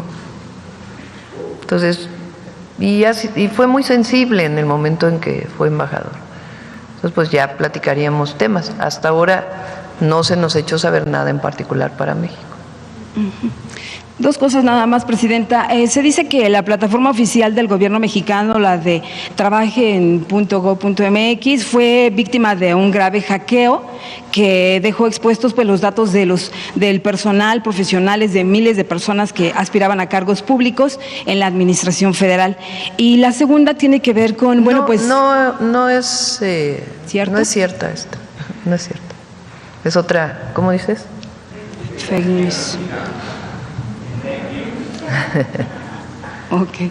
Fake news. Ajá. Bueno, y la segunda tiene que ver con un grupo de estudiantes, entrevistamos a 2 de ellos, después inmediatamente ya se acercaron un grupo de, pues ya casi eran como unos 10, y ellos, bueno, Paula Palomares, que nos explicaba una residencia de cirugía, la realizaba en cardiotorácica en el INER, cardiotorácica en el INER, denuncia pues que ha sufrido toda serie de amenazas de muerte, violencia de género, falta de apoyo por parte de la administración y de la UNAM, así es que busca ayuda para reubicarse en otros hospitales, completar su especialidad porque estaba a 1 año de terminar, destacando que su caso pues refleja problemas de pues más amplio abuso que no se ha explorado, discriminación, información y que simplemente se ha venido ignorando. Así fueron relatando cada uno su propia situación, y en el caso de Juan Cervantes, él es ex residente de cirugía igual en Pemex, denuncia acoso, maltrato, que incluso se vino a exponer con todavía la administración del presidente Andrés Manuel López Obrador, pero hasta ahorita, bueno, vuelve otra vez a sufrir esta situación y en pocas palabras, pues critican corrupción y falta de ética en la enseñanza médica y que, bueno, si el país está carente de especialistas, son varios, ya le digo, que van a entregar hoy una carta en Atención Ciudadana que no han podido terminar y que piden apoyo de su parte, Presidente. ¿Todos son del INER? No, unos son de Pemex, unos son del INER, o sea, son diferentes instituciones, pero no han podido terminar. Sí. Luego vamos para acá. Buenos días, Presidenta. Hans Salazar, de Noticiero en Redes. Preguntarle sobre lo que dijo la vocera de la Casa Blanca a propósito de todo este tema, sobre el reconocimiento de las relaciones con México, precisamente porque se ha trabajado bien con usted, la menciona, como presidenta de nuestro país, que ha hecho lo que se tiene que hacer para disminuir el tráfico de fentanilo, que ha bajado, cito sus palabras, vertiginosamente. De aquí ellos consideran sus propias estadísticas, bastante de aquí, de México, hacia Estados Unidos. También mencionan la migración como una mejoría sustantiva. ¿Qué comentario tendría, Presidenta? Pues en efecto hay mucha coordinación y colaboración por interés de ambos países. Siempre dije que no queremos que el fentanilo llegue a Estados Unidos, a los jóvenes de Estados Unidos o a estadounidenses, tampoco queremos que llegue a jóvenes mexicanos ni a ningún lugar del mundo. Pues porque es ninguna droga, pero en particular el fentanilo pues es muy peligroso. Entonces hay mucha colaboración, comunicación, coordinación en el marco del respeto a nuestra soberanía y eso les ha quedado muy claro. Entonces, el objetivo, entre otras cosas, se firmó un acuerdo, un avance cuando el Gabinete de Seguridad con Relaciones Exteriores fue a Washington hace un tiempo. Y el objetivo ahora, cuando venga, si bien el secretario del Departamento de Estado, Marco Rubio, pues es cerrar este acuerdo integral de colaboración y coordinación en materia de seguridad y en otras materias. Nosotros, por supuesto, tenemos también las materias que representan la defensa de los mexicanos y mexicanas en Estados Unidos, la reducción del tráfico de armas de Estados Unidos a México, la atención a las causas, que siempre ha sido nuestra defensa y nuestro punto de vista. Entonces, todo esto estamos buscando un marco global de acuerdos pues con la administración Trump, de tal manera que en los próximos 4 años pues ya no estemos con una y otra cosa, sino que quede perfectamente claro, por supuesto en materia de seguridad, de migración, pero también de comercio, en el marco del Tratado Comercial Estados Unidos, México, Canadá. Entonces, este acuerdo global pues buscamos que sea el marco de nuestra relación México-Estados Unidos. Y sobre este mismo tema, Presidenta, y a propósito de las llamadas fake news, mentiras, circuló una imagen, un post donde incluso citaban una lista de políticos que se les había retirado su visa por temas de narcotráfico. Sí. Fue desmentida por la embajada. La embajada de Estados Unidos tuvo que... Eso es lo que iba a preguntarle. ¿Qué opina usted de que la embajada estadounidense tenga que desmentir algo que por lo menos replican, si no es de ellos, por lo menos replican la parte de más que ataca más, sí, ya no es crítica, sino que ataca con mentiras la presidencia y el actuar del gobierno? Es una actitud muy conservadora, la mentira. Hay mucha hipocresía, mentira en los argumentos. Y la verdad es que son herederos del conservadurismo del siglo XIX. Porque desde entonces, y a Madero igual, y ahora pues igual, nada más que se magnifica por las redes sociales. Porque el uso de la inteligencia artificial. Imagínense, ¿qué debe haber en un programa de televisión? Ustedes saben cuál es, donde cuando yo salgo a dar un mensaje, ese mismo día con inteligencia artificial cambian lo que digo en mi voz y lo publica. Como chiste. A nosotras también, a varios reporteros nos han cambiado aquí en la mañanera formulando alguna pregunta ya con una historia ahí y que usted... En el mismo lugar. No sé qué. Entonces, con el uso de inteligencia artificial, me refiero a latinos para que no... Entonces usan este esquema donde estoy hablando y cambian mis palabras. Bueno, tienen derecho a criticar, pero ¿por qué este uso? Y no me afecta, en lo más mínimo. Solamente estoy dando cuenta de lo que ocurre. Y después, bueno, hay fraudes, ¿no?, que se hacen como llamando a invertir en algo que pues, ahí puede haber otro tipo de objetivos, pero esta cosa de noticias falsas, que le quitaron la visa a un gobernador, a otro gobernador, que pues, imagínense para que la embajada de Estados Unidos tenga que salir a decir que no es cierto. Entonces, ¿qué es responsabilidad y seriedad? La libertad conlleva responsabilidad siempre. Presidenta, a propósito de este tema de la manipulación de la información o alteración, ya incluso mentir abiertamente, o incluso esa sería mi pregunta también, llamar a no votar, es decir, ir contra el propio ejercicio ciudadano. ¿Usted qué reflexión le da a todo esto? Sabemos perfectamente, por ejemplo, y lo diré abierto y directo, la televisora Azteca, TV Azteca, llamó a no votar, incluso hizo un programa especial, no del voto de la elección judicial o algún título. Pues no les fue muy bien con su llamado, ¿no? Sí. Le pusieron, efectivamente, como dice mi compañero, la farsa electoral. ¿Qué opina usted, Presidenta? Digo, no es nuevo, pero de una concesión pública, digo, de una televisora privada, pero... ¿Cuál creen que sea ustedes el motivo? No quiere pagar impuestos. Perder aliados.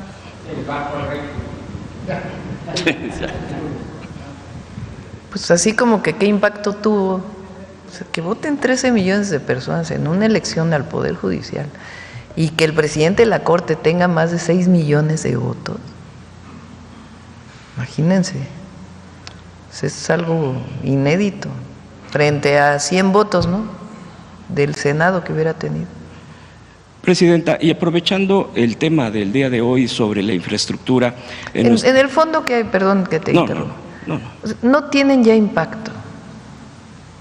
O sea, hay mucha desesperación porque no tiene receptividad en la gente, en el pueblo. Han perdido mucha credibilidad, muchísima. Entonces, llaman a no votar. ¿Por qué llaman a no votar? ¿Qué impacto va a tener eso en el futuro? Prácticamente nada. Mejor que se organicen, ¿no? Porque así muy organizados, pues no están. Como les decía, el presidente del PAN llama a no votar y sus gobernadores votan. O sea, así que qué organizados. Llaman a una marcha y no pueden llenar ni la mitad del Monumento a la Revolución. Y los oradores. Entonces, ¿qué hay en este momento desde mi perspectiva en México? Mucha conciencia. Y la gente sabe. Entonces hay reconocimiento del movimiento al que representamos. Presidenta, y comentaba que a propósito de la presencia del secretario de Infraestructura, Comunicaciones e Infraestructura, y todo lo que he mencionado a propósito de lo que estamos viviendo con la época de lluvias o el inicio. El día de ayer la jefa de gobierno de la Ciudad de México, Clara Brugada, anunció la inversión sobre ciclovías. Es algo que también usted tuvo bajo su responsabilidad en la Ciudad de México.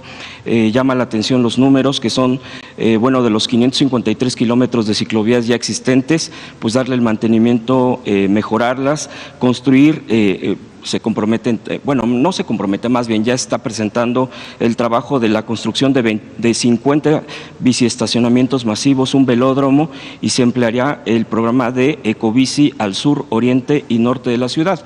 Entre otros aspectos más detallados, los 300 kilómetros adicionales durante su gobierno. Preguntarle primero, ¿cuál es su opinión al respecto sobre esta infraestructura? Y es facilidad, obvio, la movilidad de la ciudad es fundamental, pero también creo que este tema de lo que estamos viviendo, lo que mis compañeros ya también han dicho, compañeros, sobre la negación de las lluvias, los resultados cuando vienen este tipo de trombas, porque eso fue lo que sucedió hace unos días en la ciudad, y que esto puede llegar a dar alternativas para aminorar por lo menos el uso de vehículos. En fin, ¿cuál es su opinión? Y si en este tema hay alguna otra posibilidad o dimensionar cómo se puede apoyar al país en algunos estados, trabajar con estados, no necesariamente con el presupuesto público del federal, sino también con presupuestos de los estados, de municipios del país, si le han preguntado, si le han propuesto, sino con asesoramiento y acompañamiento. Presidenta, quisiera su opinión. Bueno, hay una orientación mundial a que en las ciudades se use la bicicleta por diversas razones. Una ambiental, pues obviamente la bicicleta no contamina. Dos, pues los embotellamientos que hay en las ciudades, que la bicicleta siempre es una alternativa. Y lo que se busca con la bicicleta, pues en general son tramos más cortos, ¿no? Porque no cualquiera puede ir 40 kilómetros en una bicicleta o no tiene la edad para hacerlo. Aunque hay personas mayores que se avientan 80, 100. Pero bueno, entonces busca siempre que la ciclovía, pues un espacio seguro para la movilidad en las ciudades. Es una orientación mundial que viene hace tiempo y Clara la está incorporando. Cuando fui secretaria de Medio Ambiente, se construyó la primera ciclovía en la ciudad. Fíjense, ahí se juntan dos cosas. Se estaba levantando la vía del tren. ¿Se recuerdan que el presidente López Obrador fue jefe de gobierno de diciembre del 2000 al 2005, porque luego vino el desafuero y luego ya la campaña para las elecciones del 2006? Pues justo acababa de pasar, llevaba poco tiempo, la privatización de los ferrocarriles. Entonces la vía del tren México-Cuernavaca, que a nosotros muchos nos tocó todavía el tren México-Cuernavaca, que después fue principalmente de carga, pero nos tocó.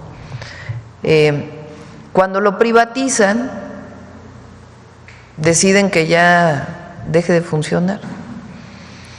que no es rentable, porque pasaba por muchos tramos de la ciudad, pues que estaba en medio de la ciudad. Entonces deciden que no es rentable la empresa a la que se la privatiza. Y entonces pone a levantar las vías como fierro viejo. Primera ciclovía sobre la vía del tren México-Cuernavaca, desde Polanco hasta el límite con Morelos. Muchísimos kilómetros, esa fue la primera ciclovía que se hizo.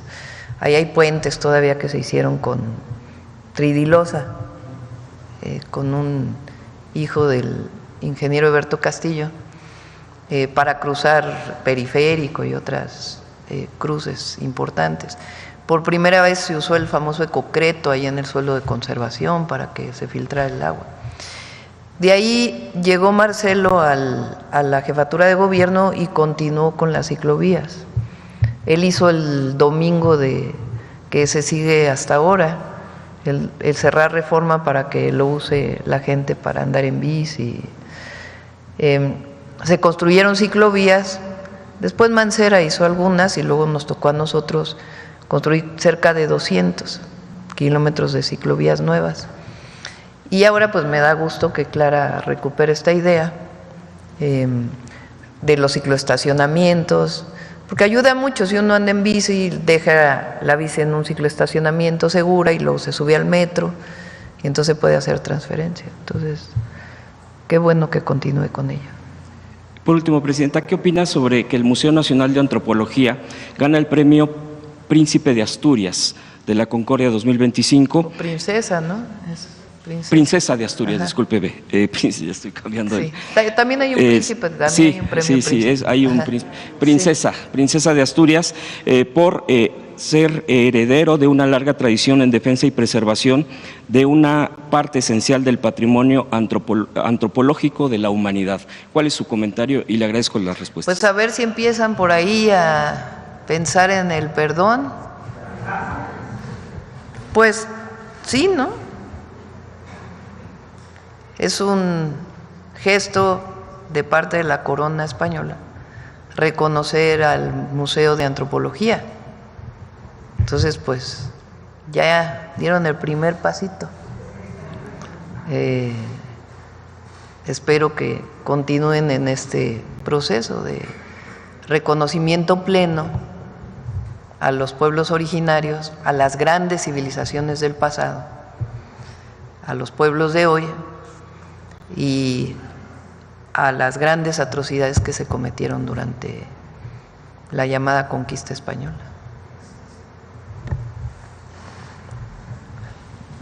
Después voy contigo, se me fue. Buenos días, Presidenta. Soy Tania Damián de Ángulo 7.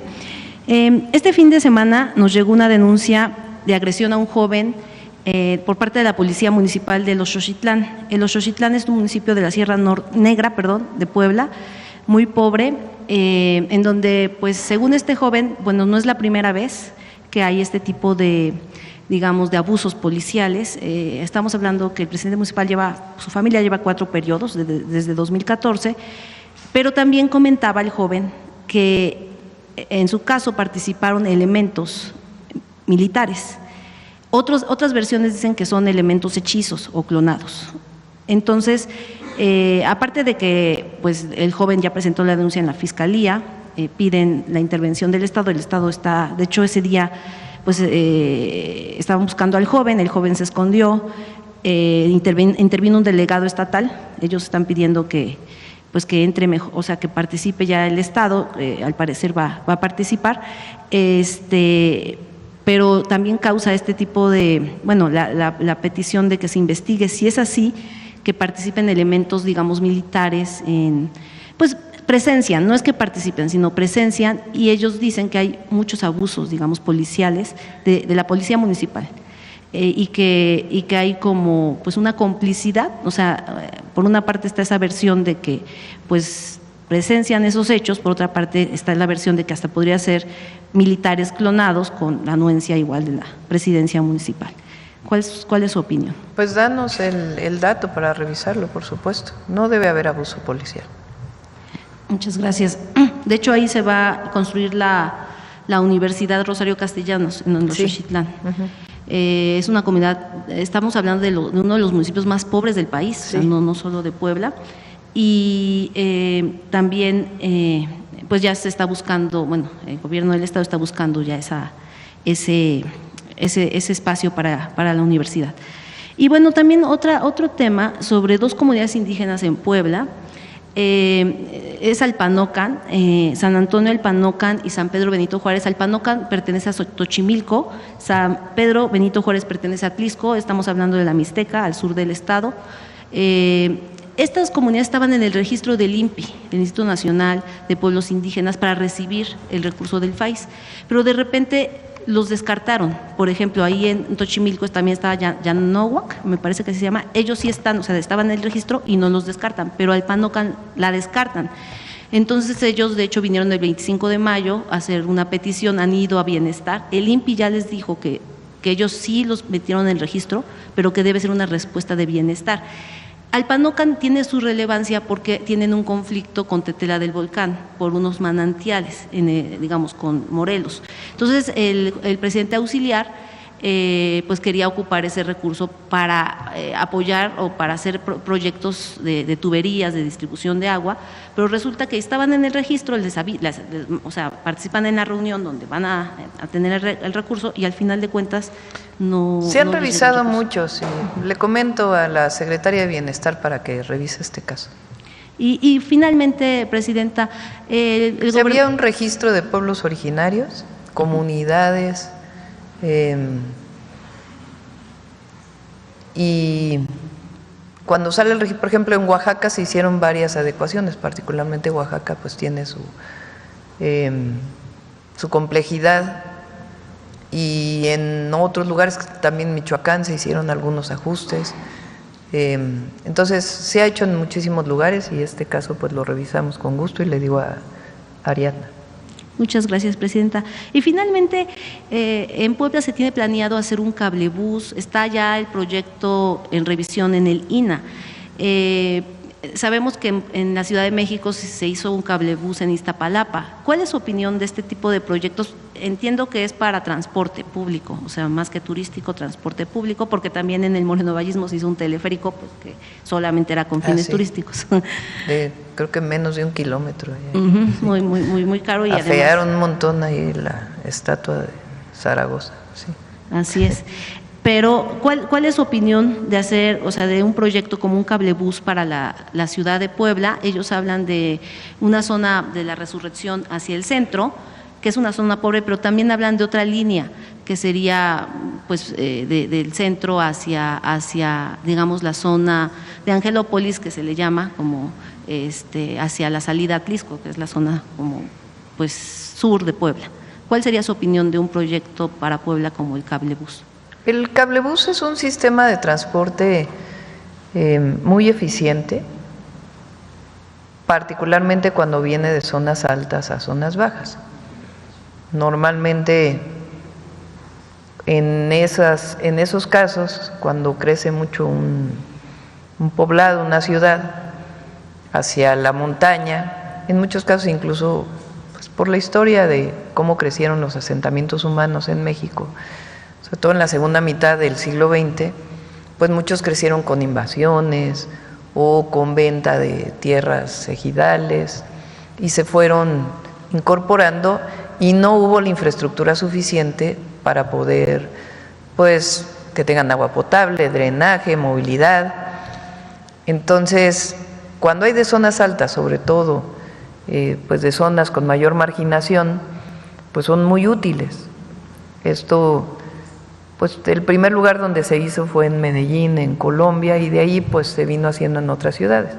En la Ciudad de México hicimos 3, uno para Iztapalapa, que es el más grande del mundo, 12 kilómetros, otro en la Gustavo Madero, en Iztapalapa es de la Sierra de Santa Catarina, en Gustavo Madero es de la Sierra de Guadalupe, al metro, y el otro que tiene el doble objetivo de llevar a la zona alta de Álvaro Obregón y también el objetivo de pasear por el bosque de Chapultepec en todas sus secciones.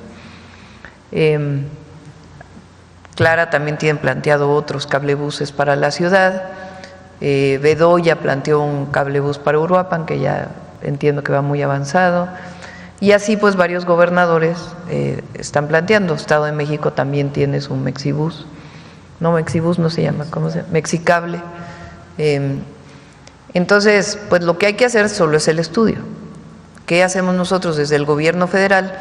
Pues el área que tiene Andrés Layuz, de la que es titular Andrés Layuz, que es la que está en infraestructura, comunicaciones y transportes, que es de regulación de trenes, también está viendo de asesoría para proyectos urbanos. Entonces ahí se puede orientar. En el caso de Puebla, no conozco exactamente el trazo, pero pues tiene la ventaja de que de las zonas altas a la zona baja, en vez de hacer 2 horas a veces, pues se llega en 20 minutos. Gracias, presidenta. Ahora sí. Buenos días, presidenta. Saúl Santana Hernández, de Enlace de Mesoamérica y también de Plaza Juárez. Son varias preguntas. La primera, los migrantes, Enlace de Mesoamérica es una red de migrantes, igual que de la compañera. Los migrantes plantean varios problemas. Uno, no tienen acceso a medicinas, porque en la frontera norte, la frontera con Estados Unidos, son más baratas, pero les piden receta, porque son opiáceos la mayoría que necesitan. Pero aparte está que en el camino puede perder la visa, porque se las decomisan, se las quitan o se las roban.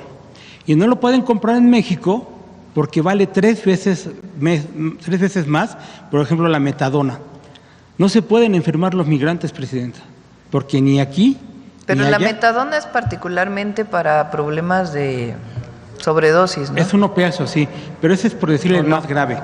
Pero de ahí para abajo hay medicamentos A ver que ni si pueden comprar los allá. médicos nos... ¿Cómo se llama el medicamento que ayuda? Me estaba confundiendo, Ese. perdón. Ajá. La cosa es que lo tienen que adquirir de algún modo, pero el puro paso ya es problema. En una situación, uno de nuestros corresponsales, Caro, le quitaron la A ver, camioneta y le pero quitaron un la visa. opiáceo tiene que ser recetado. Ajá. Pero si es recetado aquí o allá, si acá vale 3 veces más, pues ya para qué me enfermo, ¿no? Esa sería la situación concreta. Sí, Bueno, hay que ver qué medicamentos, porque, bueno, primero en los consulados se va a abrir un programa de vacunación en los consulados para que se puedan ir a vacunar a los consulados. En el caso de medicamentos de personas que puedan estar cruzando Estados Unidos y México, pues el objetivo es que todos los centros de salud y hospitales tengan los medicamentos necesarios. Se están revisando todos los medicamentos porque son más de 5,000 claves y a lo mejor no todas esas claves son necesarias, entonces se está revisando. Pero el objetivo es que puedan llegar aquí, asistir a un centro de salud, ser revisado y aquí ser recetado y que tengan su medicamento.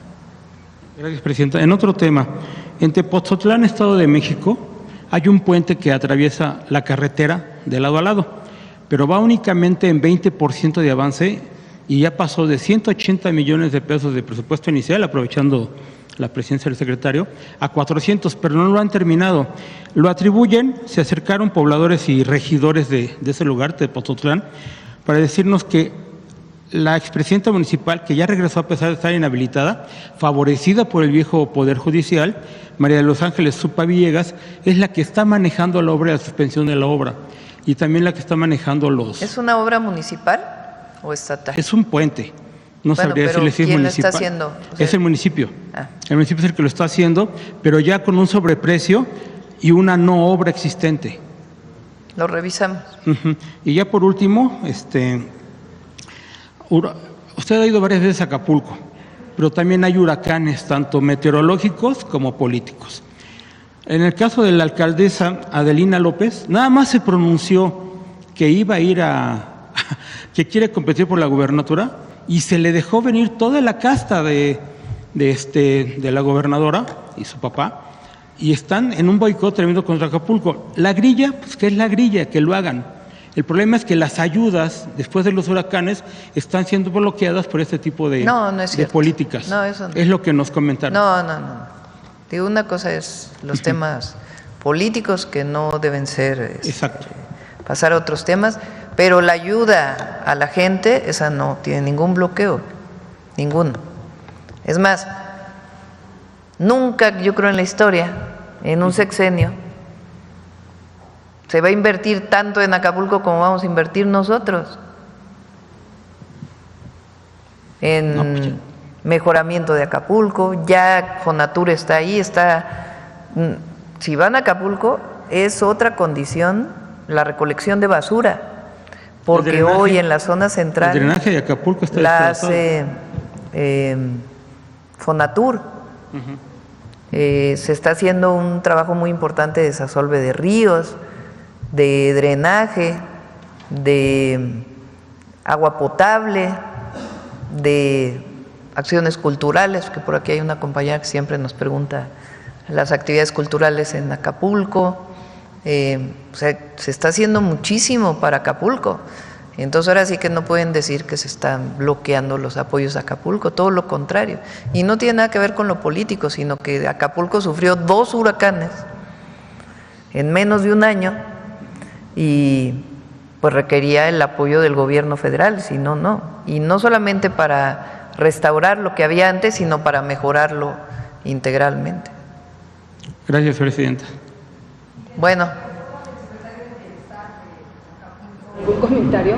Una boda, ¿Perdón? De la boda del secretario del Bienestar de ahí en Acapulco, de Pablo André Gordillo, que fue fastuosa, y cuando se les está pidiendo que sean pues congruentes, tanto funcionarios como que tengan que ver con Morena.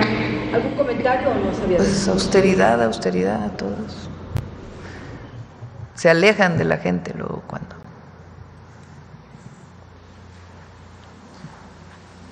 Perdón. Muy buenos días, Presidenta. Janet Galindo, de Grupo Transmedia La Chispa. Preguntarle en torno a toda esta materia de obras e infraestructura, saber si se tiene una totalidad o un aproximado de a cuántos mexicanos se ha beneficiado. Y también con respecto a la parte que se va a trabajar, que nos comentaban hace rato, Macuspana, el tramo Macuspana-Tabasco, nos comentaba que, bueno, este trabajo que se está haciendo va a ser durante un periodo largo. También saber si hay algunas alternativas y, bueno, para que tampoco afectar tanto a los locatarios, a los lugareños. Gracias, Presidente. Sí, en cuanto a generación de empleos, se utiliza un parámetro que es por cada $1,000,000 invertido, es un empleo directo y 2 indirectos. Eso les da idea. Estamos hablando de este año 53,000 millones, entonces estamos hablando de casi 150,000 empleos. En cuanto a beneficios directos, tenemos lo que llaman TDPAs, el tránsito diario promedio anual, de cada una de estas carreteras, y eso es lo que nos da el número de habitantes beneficiados. En cuanto a lo de Macuspana, como vieron, estamos ampliando, o sea, continúan las vialidades, los accesos, y tenemos pues afectaciones nada más por seguridad, pero siempre hay paso. ¿Van a hacer cierres parciales entonces? Vamos a hacer, no, en realidad solamente es aislar la zona con la que estamos ampliando, pero hay continuidad. Y un comentario, hablando de ciclovías, también el puente de Fonatur tiene ciclovía, ese es uno de los que es casi 1 kilómetro de ciclovía que estamos incorporando. Y algo que se me pasó a decir, en total han sido 1,450 licitaciones. De esas, creo que 20 son de invitación restringida y el resto son públicas. De esas, llevamos 1,050 ya falladas, el resto están en proceso. Esto suma Capufe con SICT. Okay.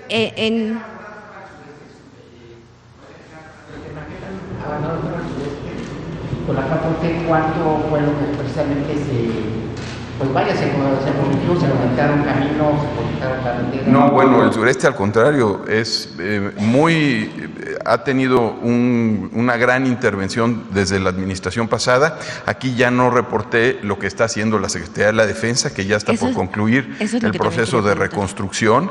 Ellos están interviniendo cerca de 1,000 kilómetros en total de diferentes vialidades que se utilizaron en el proceso constructivo de Tren Maya. Para lo del Tren Maya. Pero ya van muy bien, tenemos los reportes. Es más, damos seguimiento porque es un convenio entre SICT y la Defensa, ¿sí? y van muy bien, ya está por concluir.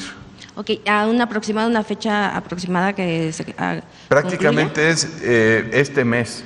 En reuniones de gabinete con la presidenta hemos estado dando seguimiento y han estado informando los reportes.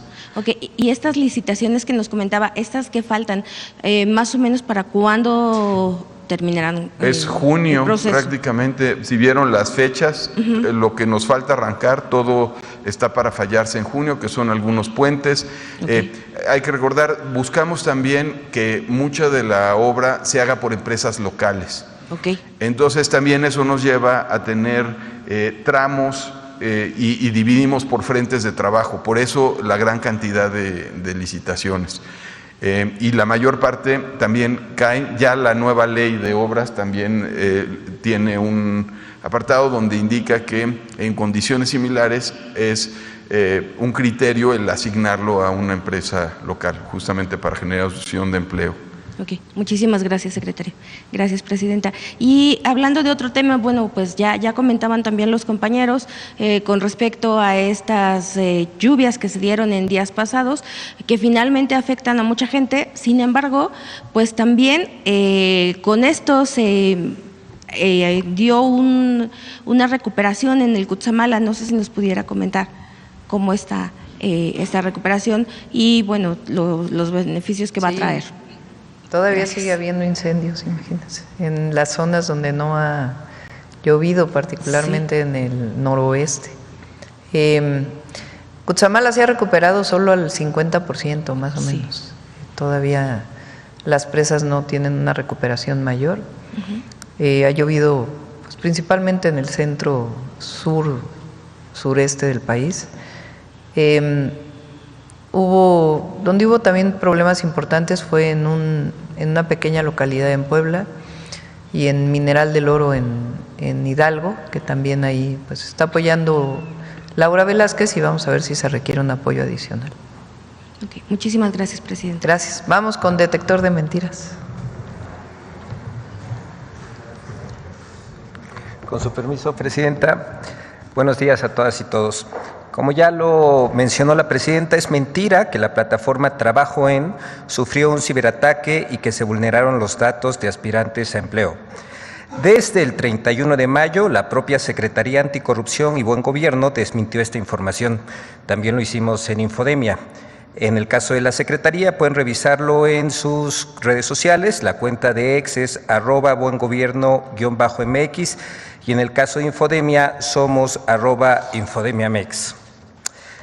Por otro lado, el coro de jueces, comentaristas, intelectuales, exconsejeros del Instituto Nacional Electoral, expresidentes de la República y medios de comunicación que con mentiras quisieron boicotear la participación del pueblo en las elecciones judiciales, ahora buscan desacreditar el voto popular de alrededor de 13 millones de personas que de manera informada y libre eligieron a jueces, juezas, magistrados, magistradas, ministros y ministras. A pesar de que los observadores internacionales y las autoridades electorales han acreditado la legitimidad de las elecciones judiciales, quienes se opusieron y oponen a que sea el pueblo quien elija a los miembros del Poder Judicial buscan, con mentiras, anular las elecciones y, peor aún, atacan a los electores con discursos clasistas y racistas por el solo hecho de ejercer libremente su derecho a votar. Con discursos de odio, con mentiras, atacan a la democracia y a los demócratas. ¿Por qué? Veamos el video del detector de mentiras de esta semana.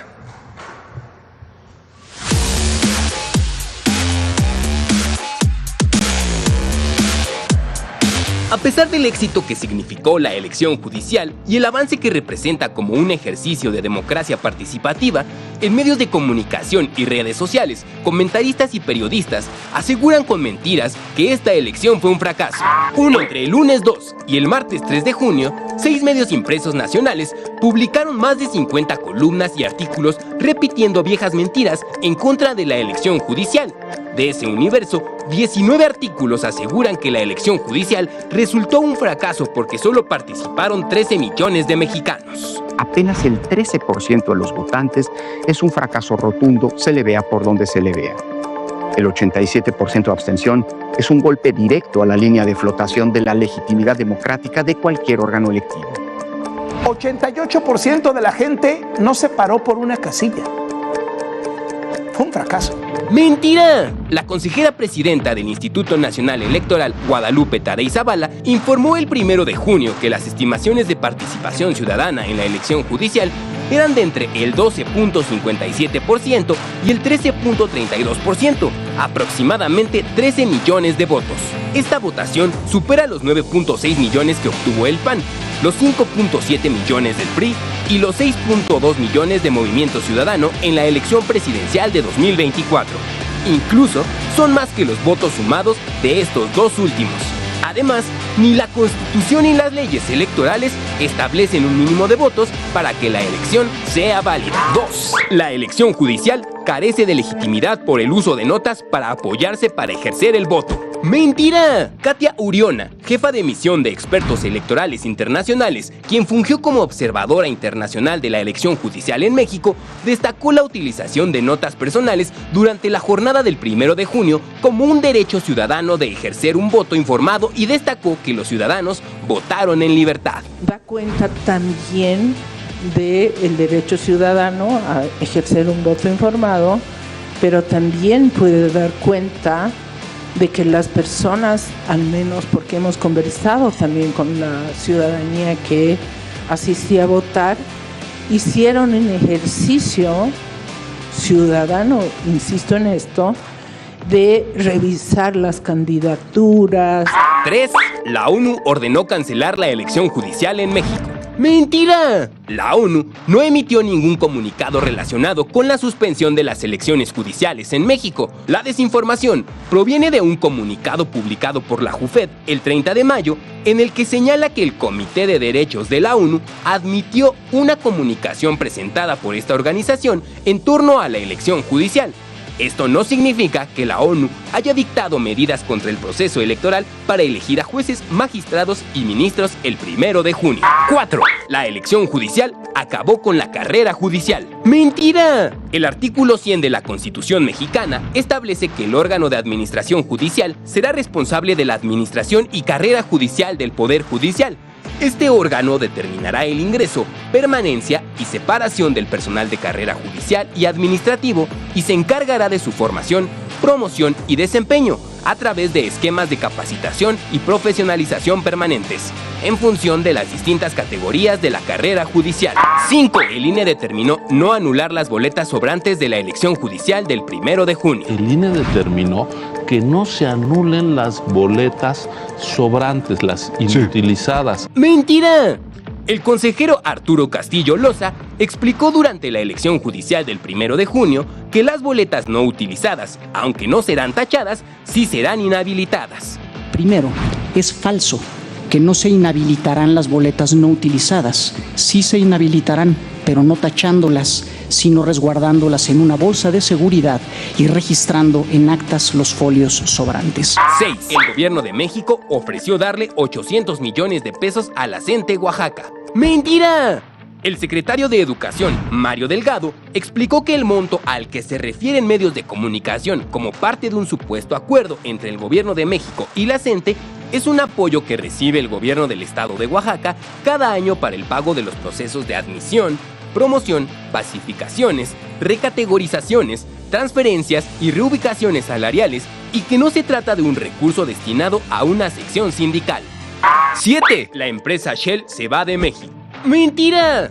Shell Mobility en México informó que no abandonará sus operaciones en el país y aclaró que firmó un acuerdo con la empresa mexicana Icon, propietaria de estaciones de servicio de gasolina, para la concesión de la licencia de la marca Shell.